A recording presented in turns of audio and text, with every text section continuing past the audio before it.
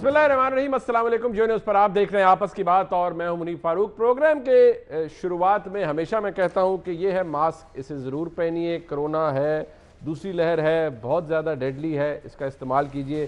Sanitiser का इस्तेमाल कीजिए, हाथ धोइए, ये ज़रूरी है और ये कहते रहेंगे हम इसी प्लेटफॉर्म से। आज के प्रोग्राम का बाकायदा आगाज़ करते हैं। दो मामलात हैं, एक है PDM के जलसे या PDM की तहरीक, दूसरा उसका ताल्लुक बिल वास्ता या बिला वास्ता जुड़ा हुआ है एक पेंडेमिक से जिसे आप कोरोना वायरस के नाम से जानते हैं।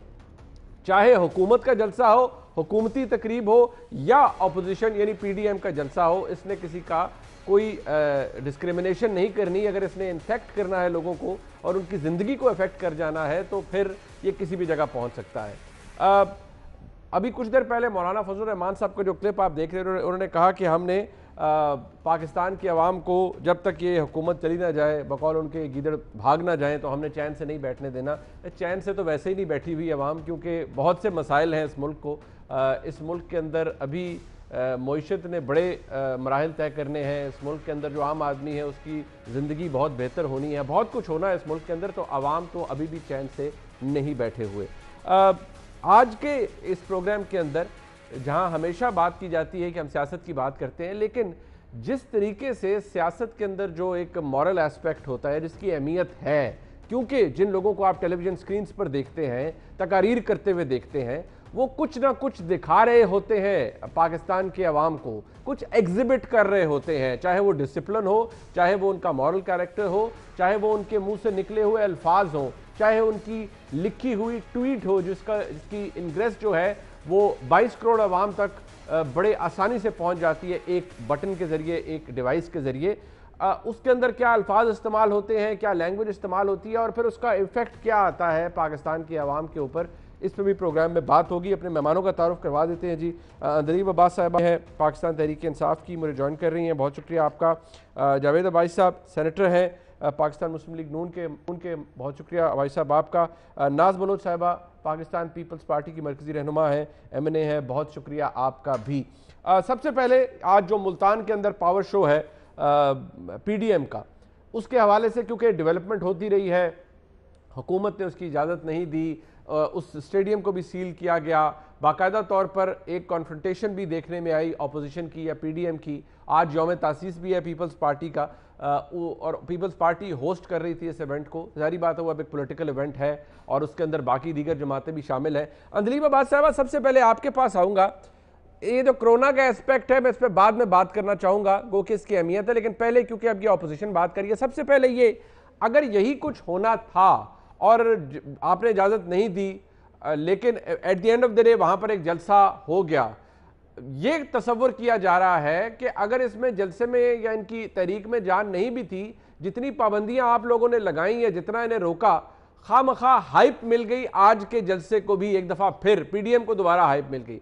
ये करने की ज़रूरत क्यों पेश आई? क्या आपको लगता है हाइंडसाइट से कि भाई करने देते, एक्सपोज हो जाते, ना स्टेडियम भर पाते, लोग ना आते? शुक्रिया मुनीब। आज तो भांडा बिल्कुल ही फूट गया। नंबर 1, जी हमने बिल्कुल, आपको पता है इनके पहले जलसे हुए, हमने कुछ नहीं कहा। उसके बाद जो सेकंड वेव थी उसके स्टेटिस्टिक्स सारी आपके सामने है। पेशावर में बहुत मना किया इन्होंने, जलसा किया, 20% बढ़ गई वहां।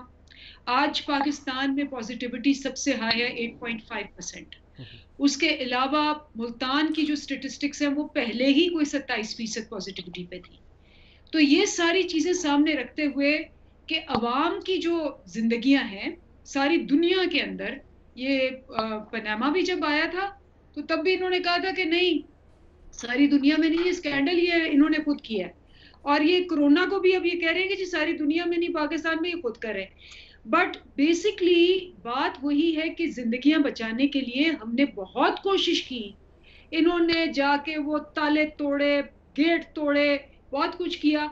तो हमने कहा कि जी मत करें, बिकॉज सबको पता है कि इस वक्त अगर फैल रहा है, और उसको बिलावल को हो गया, बिलावल को हो गया तो बिलावल तो छुप के बैठ गया, बिलावल तो भाग गया। अब अच्छा। आपको आप बुला रहे हैं, लेकिन बात सुन लें आप जी सुने। जी जी मौलाना फजलुर रहमान ने कल एक बयान दिया, उन्होंने कहा जी कि मैंने अपना वो जो डंडा बरदार फौज है वो तैयार कर लिया। जी जी। और अगर उनसे पूछा गया कि जी अगर अवाम इसमें दब जाए और कुछ हो जाए, उन्होंने कहा जी अगर कुछ लोग मर भी जाते हैं तो कोई फर्क नहीं पड़ता।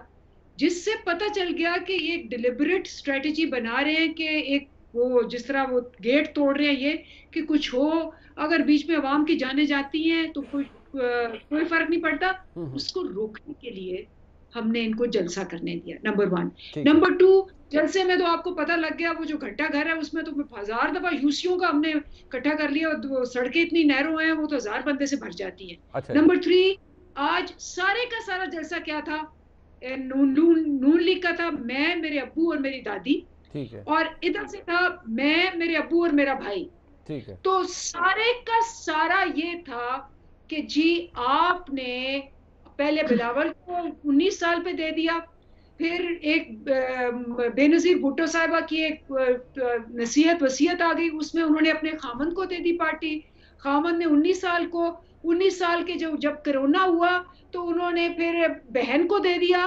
तो ये जमहूरियत की आज जिसको कहते हैं ना बिल्कुल फौतगी हो गई, कि जो इमरान खान साहब कहते थे कि पहले हम सारी उम्र हमें ये गुलामी कराएंगे, उसके बाद इनके बच्चे, राइट। अच्छा चले, let's move a little forward. मैं अब्बास आने से पहले भाई साहब आपकी इजाजत से मैं जरा अपनी बहन नाज बलोच साहबा के पास जाऊंगा। नाज बलोच साहबा, जी प्लीज। जी 3 चीजें हैं जो अंदलीम अब्बास साहबा ने गिनवा दी। उन्होंने कहा जी एक तो ये, अब उन्होंने बिलावल साहब आइसोलेशन में, अल्लाह उन्हें सेहतियाब करे, उनका कोविड पॉजिटिव आया, लेकिन उन्होंने कहती हैं वो चले गए, छुप गए, ये उनके अल्फाज हैं। उन्होंने कहा जी सबसे पहले ये कि क्योंकि कल मौलाना ने वार्न किया था कि जी हम डंडा बरदार फौज आएगी, फोर्स उनकी आएगी और तसादुम हो सकता था और उससे खुदा न खास्ता कोई बहुत बुरी सूरत हाल बनती, इसलिए।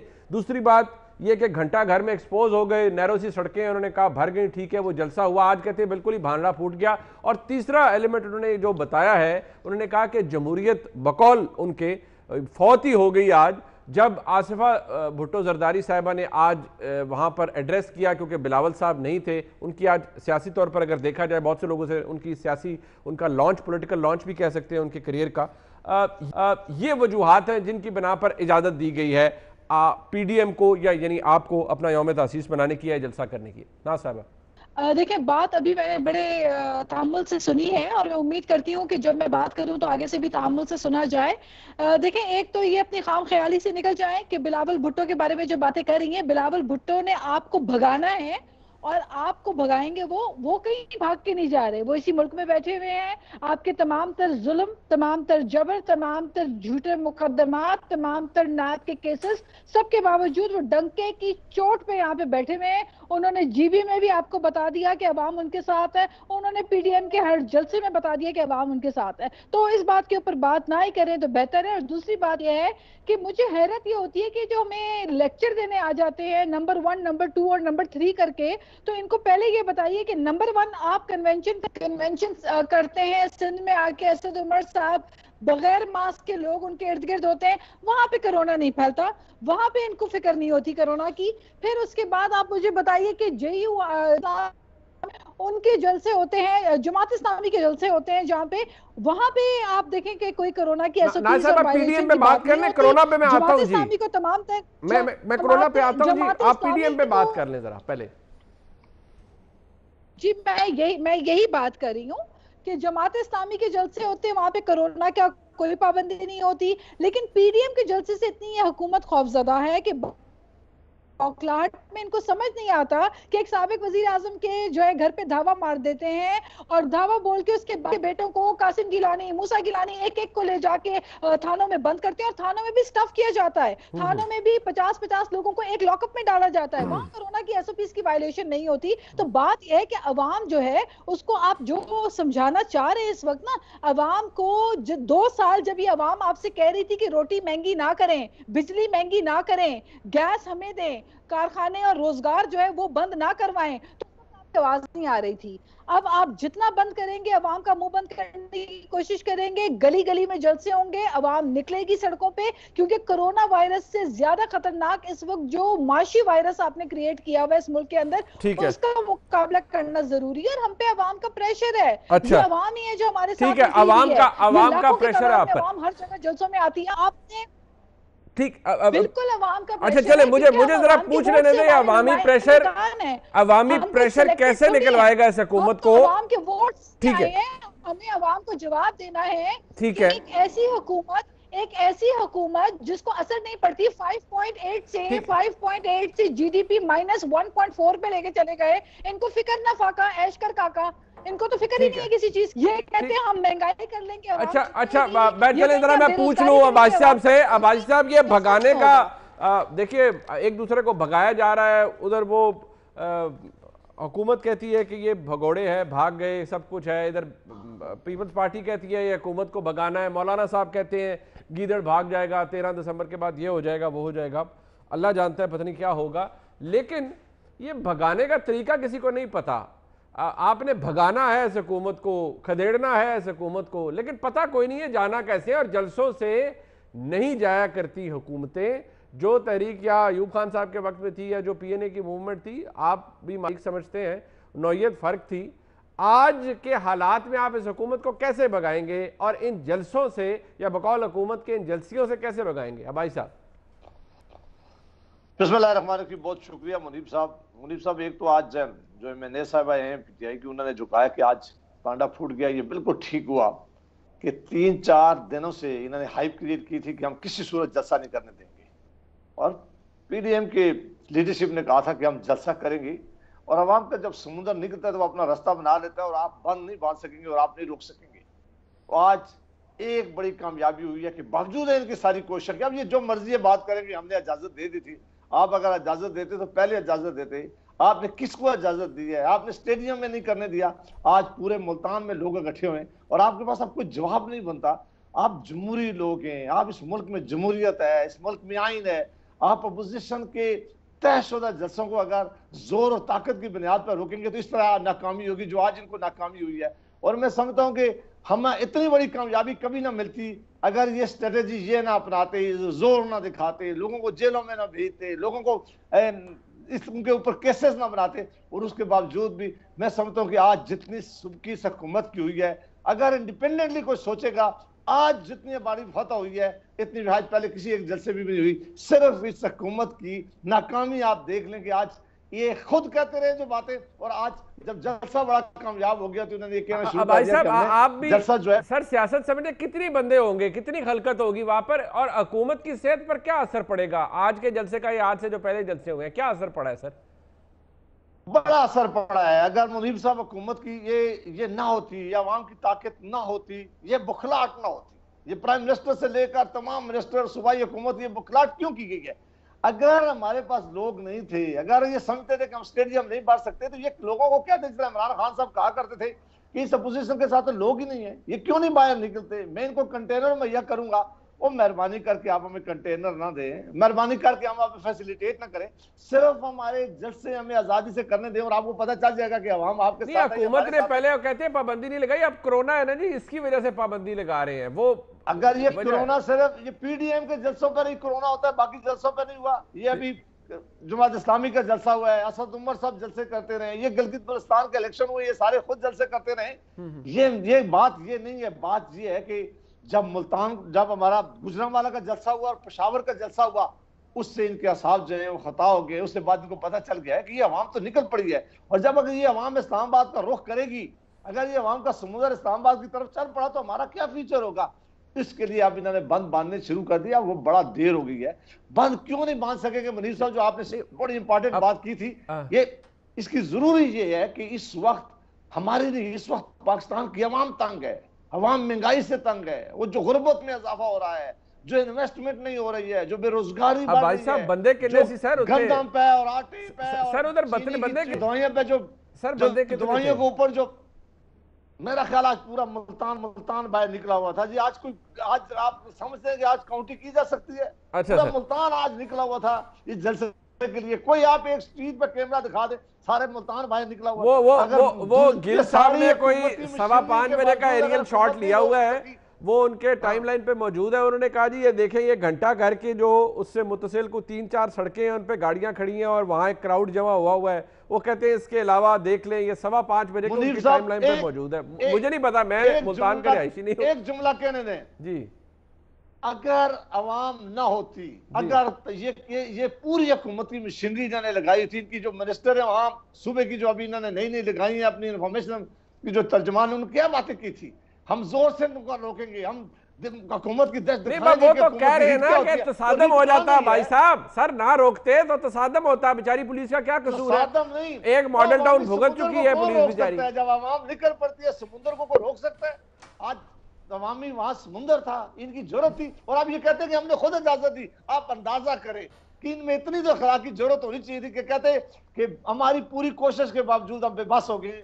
हम अच्छा, ये अखलाकी जरूरत की बात पे मैं आता हूँ, ये क्योंकि जरा इस पे बात थोड़ी हो जाए, इखलाक की बात अभी की, इखलाकी जरूरत की भी बात हो जाए, और ये जो दोहरा मेयार है हुकूमत से एट्रीब्यूट किया जा रहा है। ब्रेक से जब वापस आएंगे हुकूमत से भी पूछेंगे, अपोजिशन से भी। दोहरा मेयार कहाँ पर है? सिर्फ अपोजिशन के पास है या हुकूमत के अंदर भी काम खास तौर पर कोरोना के हवाले से है? और जो जबान इस्तेमाल की जा रही है एक दूसरे के खिलाफ, उससे क्या फायदा हो रहा है सिवाय ये कि पोलराइजेशन और बढ़ी? एक ब्रेक लेते हैं मसाजी।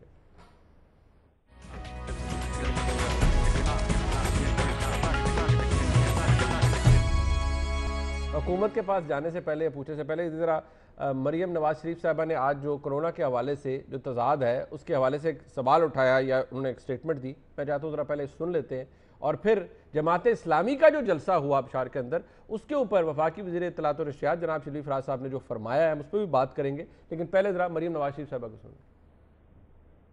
कितना समझदार कोरोना है कि जलसे के बाहर खड़ा हो जाता है, अगर तो वो ऑपोजिशन का जलसा है तो वो अंदर आ जाता है, और अगर वो हुकूमती जलसा है तो वो बाहर से वापस हो जाता है। कोरोना पहले पूछता है कि पीडीएम का जलसा है, नून लीग का जलसा है, पीपल्स पार्टी का जलसा है तो मैं अंदर आ जाऊं, और अगर हुकूमती जलसा है तो मैं बाहर से वापस चला जाऊं।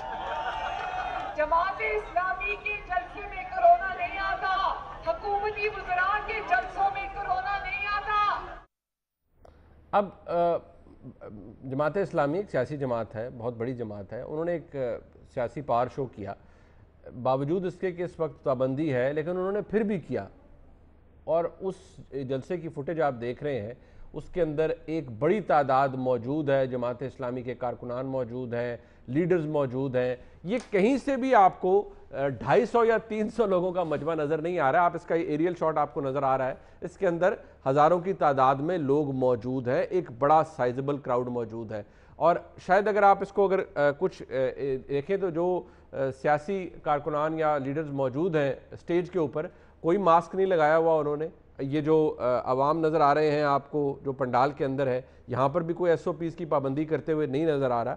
अब इस जलसे के हवाले से जनाब शिबली फराज साहब क्या फरमा रहे हैं, उनसे पूछा गया है। शहजाद इकबाल साहब ने पूछा, एक और प्रोग्राम के अंदर वो मौजूद थे, वहाँ पर भी उनसे पूछा गया, क्या फरमा रहे हैं? मैं एडमिट करूंगा कि जो सिराजुल हक का जो जलसा था उसकी तो ना मीडिया में कोई जिक्र था, ना उसका कोई सच्ची बात है मुझे नहीं मालूम था। नहीं, मैं इंफॉर्मेशन मिनिस्टर हूं। अगर ये आर्गुमेंट दे रही है कि जी उन्होंने किया, मैंने कहा कि जी बिल्कुल नहीं होना चाहिए था, गैर कानूनी किया उन्होंने भी। सिराजुल हक साहब हैं, उन बेचारों के जलसों में 100 लोग आते हैं, 200 लोग आते हैं, वो उनको तो कभी हमारा भी दिल चाहता है कि हम कुछ अपने वर्कर्स भेज के उनके जलसों को कामयाब कर दें, क्योंकि उनकी कोई ऐसी वो चीज है नहीं उनकी। अंदलीब साहबा, यहाँ ये दौरे मेयार की बात देखिए ऑपोजिशन कर रही है, और अभी मरियम नवाज शरीफ साहबा ने भी कहा ये सब कुछ हो रहा है डिस्पाइट ऑफ एवरीथिंग। उधर असद उमर साहब जाते हैं, NCOC हेड करते हैं, वो कहते हैं 250-300 लोग थे। सर इवन देन अंदलीब साहबा ये नहीं होना चाहिए, but this continues to happen.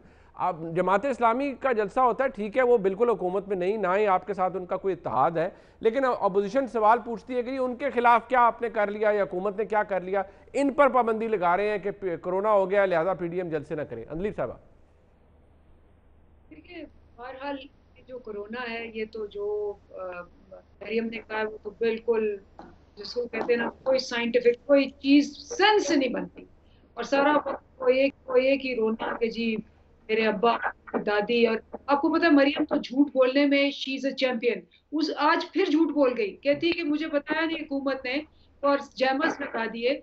और हिना परवेज भट्ट की आप सब दिखा दिखा के उसकी ट्वीट के वो वहां बैठी ट्वीट कर रही थी, उसके जैमर नहीं लगे, फेसबुक पे लाइव आ रहा था उस पे जैमर नहीं लगे, और बस मरियम के ऊपर जैमर लगे। सबने उसके झूठ को, उसकी इतनी पोल खोली है फिर भी वो झूठ बोलती है।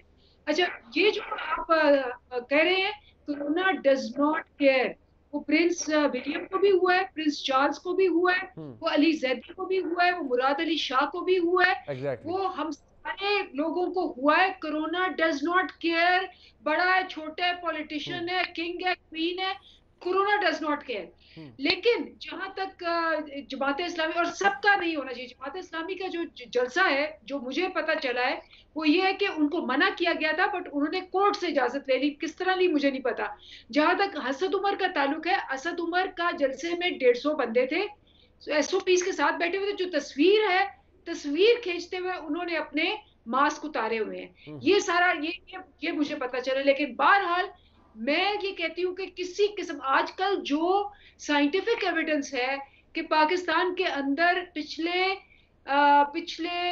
10 दिन के अंदर जो एकदम वो ऊपर जा रहा है, अगर हमने इस पे कंट्रोल ना किया तो हमारा ये ना हो कि जो हाल बाकी हमारे इंडिया में हुआ है वो हमारा हाल है।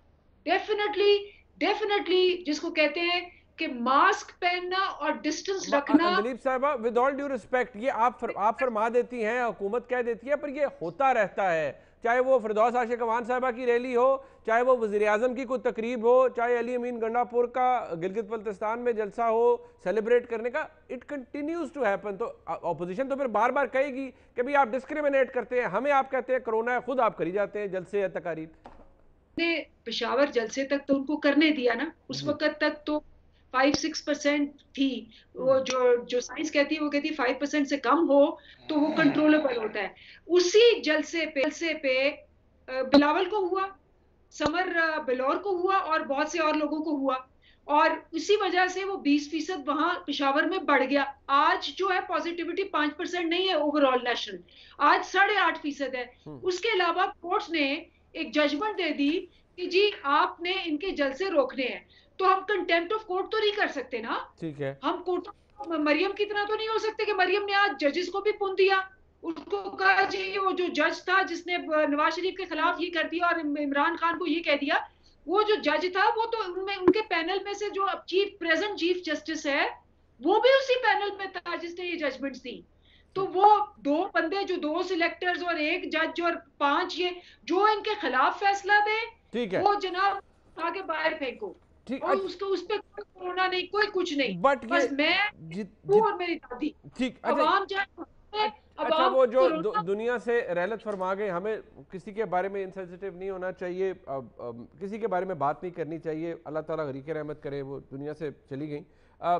जावेद भाई साहब, मैं ज़रा जाऊँगा पीपल्स पार्टी की तरफ, लेकिन सबसे पहले ये जो हमने अभी मॉरल्स की बात की, आपने कहा इखलाकी जरूरत, तो खाली इखलाकी जरूरत नहीं, लेकिन जो बातें हो रही हैं अब आज, अगर मरियम नवाज शरीफ साहिबा, अब वो जिक्र कर रही थी अपनी दादी का कि जब वो फौत हुई मियाँ नवाज शरीफ उनके साथ थे, अल्लाह ताला उन्हें जन्नत नसीब करे, ठीक है, लेकिन ये कहने की ज़रूरत नहीं थी कि जी वो इमरान खान वहाँ जो काउंटी खेल रहे थे और उनकी वालदा का यहाँ पर इंतकाल हो गया। जब आप खुद जलसों में ये बातें करेंगे तो फिर जो ट्वीट सामने आएंगी और वो हुकूमत की तरफ से, आप यकीन कीजिए कि मैं, फैसल वाडा साहब हैं या डॉक्टर फिरदौस आशिक अवान साहिबा हैं, इनकी ट्वीट्स को मैं प्रोग्राम में रिप्रोड्यूस नहीं कर सकता, वर्बैटम मैं पढ़ नहीं सकता, कि मैं नहीं पढ़ सकता, सिर्फ रेफरेंस के लिए मैं दिखा रहा हूं कि उनमें फिर जवाब ऐसे आएंगे।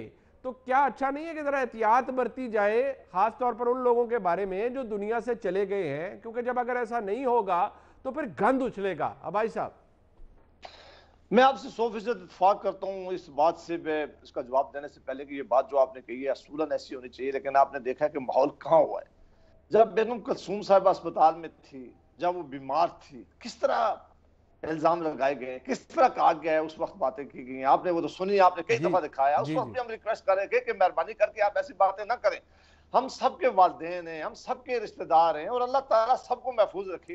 लेकिन अगर हम एक दूसरे के बारे में ऐसी राय, अपनी नफरत का इजहार उन मरीजों के ऊपर या वो मरने वालों के ऊपर करेंगे तो फिर कैसा नतीजा निकलेगा। आप देख लें कि अभी जब मियाँ साहबा की वालदा साहबा की डेथ हो गई है, उनका जब जश्न खाकी आ रहा था इनकी लीडरशिप ने, इनके जो प्रोविंशियल मिनिस्टर्स ने, इनके फेडरल मिनिस्टर ने जो बातें की हैं, वो क्या क्या बातें थी? ये बातें करने वाली थी? किस तरह उन्होंने इन बातों को किया? वरना तो कोई बात शुरू ना करता। ये बातें यही शुरू करते हैं। पाकिस्तान की सियासत को जितना आलूदा इन्होंने बना दिया है, ये इल्जाम लगाने में, ये गाली देने में, ये बोतान लगाने में, ये दूसरे को बेइज्जत करने में, दूसरे की इज्जत उछालने में, इनका कोई स्थान ही नहीं है हमारे यहाँ। हमारे यहाँ इस तरह का, मैं समझता हूँ कभी इस तरह की जनाजों के ऊपर कभी सियासत इस तरह की नहीं होती थी जो इन्होंने पहले भी की है और अभी भी की है। जब ये करेंगे तो फिर जाहिर है अल्फाज आते हैं, फिर हर को अख्तियार है कि वो अपना जवाब दे। लेकिन हाँ, हसूली तौर पर यह होना चाहिए कि हमें अपने खानदानों को, किसारे के खानदान की इज्जत करनी चाहिए। अगर मेरे खिलाफ कुछ है, आप ये जरूर उनको एक्शन लेना चाहिए, लेकिन अगर ये मेरे खानदान के खिलाफ, मेरे मरे हुए लोगों के खिलाफ, मेरे वो लोग जो आज दुनिया में नहीं, उनके खिलाफ अगर ये मजाक उड़ाएंगे, फिर कोई तो इनको जवाब देगा। बड़ी बदकिस्मती हो गई है कि हम इतने नीचे लेवल पे आना शुरू हो गए कि हमें वो जो एहतराम था एक दूसरे के लिए, वो जो डेड बॉडी का एहतराम था, वो जो किसी का चले जाने से सारा दुख हुआ करता था, उस पर अगर हमने सियासी नजर करेंगे तो फिर ये बहुत ही दुख की बात है। अच्छा, ये जरा इस हवाले से भी नाज बलोच साहिबा, ये जितनी तलखी बढ़ गई है, अगर आपको इस बात का अंदाजा है कि अगर आप यही सिलसिला चलता रहा तो अब आप 13 दिसंबर को जिस तरह मौलाना कह रहे हैं, अब ये चले मौलाना साहब की तो अब यहाँ नुमाइंदगी इस प्रोग्राम में नहीं है, लेकिन जब वो कह रहे हैं इनका, मैं ऐड कर देता हूँ, सियासी जनाजा उठेगा और ख़त्म हो जाएगा सब कुछ। मैंने शुरू में भी ये बात की, मैं अब भी ये कहूँगा कि जलसों से आप इन्हें कहाँ निकालेंगे? ये हुकूमत नहीं जाती जलसों से, उनकी सेहत पे क्या असर पड़ेगा? अभी मैंने भाई साहब ने कहा जी पूरा मुल्तान आ गया था, चले एक्सेप्ट कर लिया, कैसे, कौन भेजेगा इन्हें घर? बार बार यही बात आती है ना कि आप जलसे कर लें।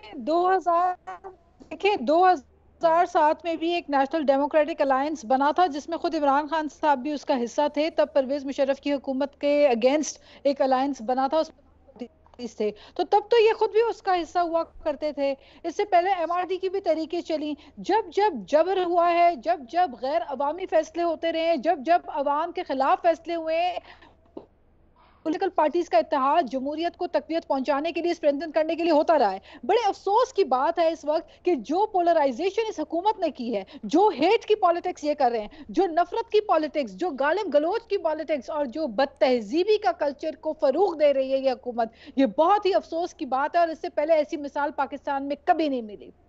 यानी कि जिंदा तो जिंदा जो लोग दुनिया में नहीं है उनके मुतालिक जिस किस्म की ये ट्वीट्स कर रहे हैं कि जी पार्सल कर दिया, ये पूछें किसी औलाद से कि उसके लिए माँ की क्या कदर कीमत होती है। एक माँ का दर्द एक औलाद से ज्यादा कौन समझ सकता है? एक ट्वीट करके आप किसी की भी दिल आजारी कर देते हैं। आप माशरे में बदतहजीबी को फरूग दे रहे हैं, आप माशरे में ये सिखा रहे हैं कि जिंदा तो उसको भी नहीं छोड़ना है आप लोगों ने। तो ये कौन सा कल्चर प्रमोट कर रहा है? But remember one thing, what goes around comes around. Allah ना करे कि कभी ऐसा कोई वक्त आए कि आपको इन चीजों से गुजरना पड़े और फिर आपको एहसास हो कि ये इस किस्म की सियासत के नुकसानात क्या होते हैं। हम नहीं चाहते कि हम अपने माशरे को, अपने कल्चर को, अपने लोगों को ये बदतहजीबी की तरफ लेकर जाएं। और पीडीएम की जहां तक बात है, देखिए अगर आपको पीडीएम का खौफ नहीं है तो क्यों आप एक हफ्ते पहले से मुल्तान के एक जो है घरों में जा जाके छापे लगा के पॉलिटिकल पार्टीज के वर्कर्स को घरों से उठा के लेके जा रहे हैं? कोरोना की वजह से वैसे तो उन्होंने कहा मैंने इजाजत दी है। मेरी गुजारिश सुने मुनीब, लोगों को, पीपल्स पार्टी के वर्कर्स को मुल्तान से घरों से उठाया गया है, छापे मार के घरों से पॉलिटिकल पार्टीज के वर्कर्स को उठाया गया है। क्या वो घरों में कोरोना की फैक्ट्री बना के बैठे हुए थे? क्या वो कोरोना का वायरस जो है, कोरोना वायरस को स्प्रेड कर रहे थे? और कोरोना का, देखिए एक बात मुकम्मल करने दें, और कोरोना वायरस की बात अभी ये कर रही थी कि जी कोरोना वायरस हुआ तो बिलावल भुट्टो एक जिम्मेदार शहरी हैं, he is a responsible citizen. उन्होंने फौरी तौर पे अपने आप को आइसोलेट किया ताकि उनसे किसी और को मुंतकिल ना हो कोरोना वायरस। तो ये एक जिम्मेदार शहरी की निशानी होती है। ठीक है, ओके, ब्रेक ले रहे हैं, ब्रेक वापस आ रहे हैं, हमारे पास वक्त कम है, ब्रेक ले वापस आ रहे हैं।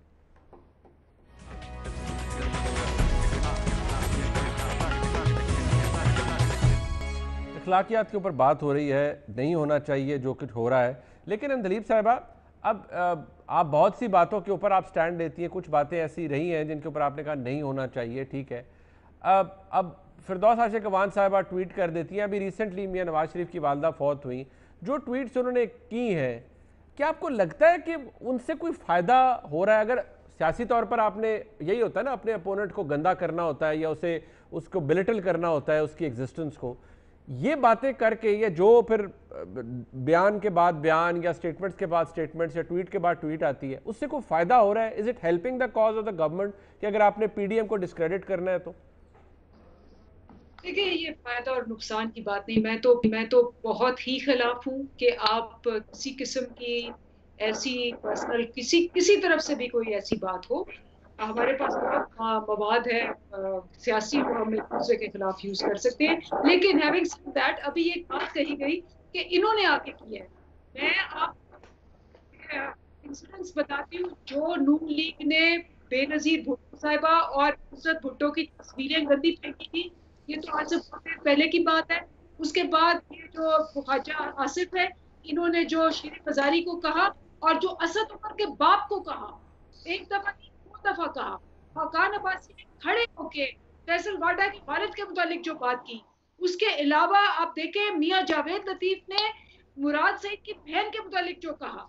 तो ये सारी चीजें तो ये 20-20 साल से ये करते आ रहे हैं। ये कोई नई चीज नहीं है इनके लिए, ये तो सारी करते आ रहे हैं। और कादर पटेल साहब ने जो किया था खड़े होके, ये कोई पुरानी चीजें नहीं है। ये इन लोगों ने ये एक दूसरे के बारे में किया हुआ है। ये हम तो उस वक्त शायद थे भी नहीं। तो ये चीजें ये करते आ रहे हैं, बहरहाल पहले भी और अब भी ऐसी बातें नहीं होनी चाहिए। जहां तक इनके जलसों का ताल्लुक है, 100,000 जलसे कर ले। इनके पास 11 जमातें, 11 एक नहीं 11 जमातें सारी जमा करके आपने देख लिया कि घंटा घर में क्या हाल था। और इनके लिए 11 जमातें जमा होके भी ये एक पीटीआई जितना जलसा जो है आज तक नहीं कर सकी। गुजरांवाला आपको पता है, सुहेल बड़ाइश ने कहा was disappointing क्योंकि उनका गढ़ था। उसके बाद पेशावर में आपने देख लिया, जो आपको व्यू दिखा रहे थे, और आज का भी व्यू आप देख लें। ये 11 जमातें और इंपोर्ट कर लें। ये जब आएंगे जाती वफात पे, ये जब कहेंगे कि जी मेरी फैमिली, मैं मतलब यहाँ नाज बैठी हुई है ये और वो बैठी हुई शाजिया मरी, वो क्यों नहीं आ सकते? Why does Aseefa have to come over there? आसफा की क्या स्ट्रगल है सिवाय इसके कि वो बेनजीर भुट्टो की बेटी है? ये क्या उसका जदोजहद है? क्या उसकी क्वालिफिकेशन है? क्या उसका बनता है कि सिर्फ वो बिलावल की बहन है कि एक वसीयत में एक बीवी ने अपने खावंद को नॉमिनेट कर दिया। खावंद ने नाज बलोच साहबा को let her respond to this. देखिए, मैं ये कहना चाह रही हूँ कि आसिफा भुट्टो उस माँ की बेटी है जिस माँ ने जमहूरियत के लिए और पाकिस्तान के लिए अपनी जान की कुर्बानी दी।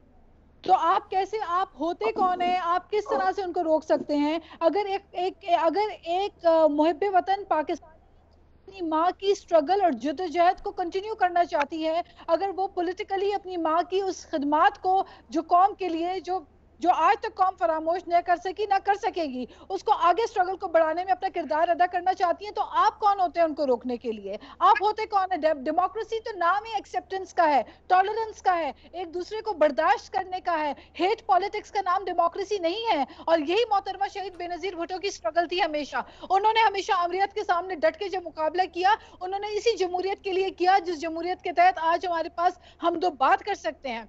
लेकिन आज अफसोस की बात यह है कि आपने पार्लियामेंट के अंदर भी लोगों के गले घोटने की कोशिश की, आवाज दबाने की कोशिश की। पार्लियामेंट में भी अपोजिशन के लोगों के ना माइक खोले जाते हैं, ना बोलने की इजाजत दी जाती है। इसी तरह जलसों में, रैलीज में भी आप लोगों को परेशान करके आप बुनियादी जमहूरी डेमोक्रेटिक, जो बेसिक डेमोक्रेटिक राइट है, उससे महरूम रखना चाहते हैं। आप वेस्ट की डेमोक्रेसी की बातें करते रहे, वेस्ट की डेमोक्रेसी की आप मिसाल, जब बारी आई तो आपने देखा कि यहाँ पे आपने डंडे की जो है सियासत शुरू कर दी है। आपने छापे मार मार के पॉलिटिकल वर्कर्स को हरास करना शुरू किया, उनको पकड़ पकड़ के जेलों को और थानों में बंद कर करके स्टफ किया। तो वहां पे आपको कोरोना एसओपीज और वायलेशन का ख्याल नहीं आया। तो ये दोहरे मयार की बात है। ये मेरा ख्याल है, ये जो पर्सनल लाइक्स और बाहर निकल के बात करनी चाहिए। और ये जो जातियात की पॉलिटिक्स है, ये जो हेट पॉलिटिक्स का इसका वक्त नहीं है और ना इसका फायदा है, क्योंकि इस वक्त अवाम की जो बुनियादी मसाइल हैं वो एड्रेस करने की जरूरत है। उसमें आप बिजली का बहरान आप देखें, आप गैस का बहरान देखें, लोगों के पास गैस नहीं है, चूल्हे नहीं जल रहे लोगों के, रोजगार नहीं है, कारोबार बट नहीं है। Let's see how the PDM helps in that. नहीं, अब मैं बिकॉज वक्त खत्म हो गया, मैं अबाई साहब आपसे कंक्लूड करना चाहूंगा। आपने से किसी ने, मैंने नाज साहिबा से भी पूछा है, आपसे भी दोबारा पूछ रहा हूं, ये 13 दिसंबर को भी आपने चले जलसा कर लिया, वो खैर बहुत बड़ा चैलेंज होगा जहां आप करने जा रहे हैं, कितना भर पाएगी जगह को और कितने लोग इकट्ठे कर पाएंगे आप, कैसे आपको लगता है कि ये कोई लॉयर्स मूवमेंट दोबारा उसी तरह का मामला चल पड़ा है कि जब आप लॉन्ग मार्च करेंगे फाइनली और इस्लामाबाद में हुकूमत गिर जाएगी या कुछ मान लिया जाएगा आपका, आपको ये लग रहा है? कहाँ, क्या एश्योरेंस है आपके पास ये जो आप करने जा रहे हैं? देखें मुनीब साहब, जब अवाम तंग होती है तो उस वक्त फिर अगर कोई डिक्टेटर हो या ऐसी हुकूमत आ जाए जो बंद गली में मुल्क को ले जाए, फिर उसके लिए यही हल होता है कि अपोजिशन जो है वो लोगों के पास जाती है। पहला मौका आता है कि जलसे किए जाते हैं, लोगों को बाहर निकाला जाता है, लोगों को दिखाया जाता है, लोग एहतजाज करते हैं, लोग डिमांड करते हैं। अब पाकिस्तान की अवाम के में अंदर एक तहरीक शुरू होना शुरू हो गई हुकूमत के खिलाफ। आपने देख लिया जो जलसे कामयाब है, वो लोग आते हैं, इसलिए आते हैं कि वो समझते हैं कि इस वक्त पाकिस्तान की इकानमी जो है वो डूब रही है, गुर्बत बढ़ रही है, महंगाई अरूज पे है, गंदम और चीनी और दवाइयों के ऊपर अरबों रुपए के जो है वो डाके डाल रहे हैं। और फिर आपने देखा, जो आपने मिसाल दी है, जब जल्द से कामयाब होते हैं, परवेज मुशर्रफ साहब का जमाना हो, अयूब खान साहब का जमाना हो या बाकी अभी जमाना हो, जब तहरीक चल पड़ती है फिर वो अपना रास्ता खुद बनाती है और उस वक्त तक वो चलती रहती है जब हुकूमतों का खात्मा नहीं होता। मेरा ख्याल है कि हुकूमत होश के नाखन ले, हमें ताने देने के बजाय, हमें गाली देने के बजाय, हमें इल्जाम लगाने के बजाय, ये मेहरबानी करके जो पाकिस्तान की आवाम जिस मुश्किलात में है उसकी तरफ जरा देखें। ठीक, मैं मेहमानों का शुक्रिया अदा करूंगा। जाने से पहले जरूर करना चाहूँगा कि होश के नाखून हर एक को लेने चाहिए। यकीन मानिए कोरोना का मसला बहुत संजीदा है।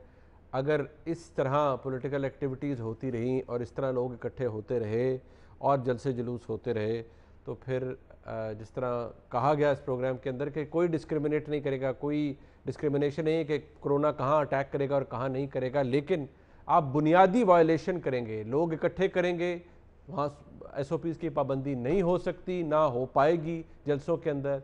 बहुत से लोग मास्क इस्तेमाल नहीं करेंगे, जब सोशल डिस्टेंसिंग नहीं होगी, मास्क नहीं होगा तो कोरोना ने फैलना है। फैसला इस मुल्क की जो सियासी क़यादत है, जो अपोजिशन लीडर्स हैं, उन्होंने करना है कि आप मुल्क को किस नहज पर ले जाना चाहते हैं, पॉलिटिकल गेंस के लिए, इस हुकूमत को भगाने के लिए, बट किस कीमत पर, एट व्हाट कॉस्ट, इसका जवाब आप ही दे पाएंगे। प्रोग्राम देखने का बहुत शुक्रिया। खुदा हाफिज़।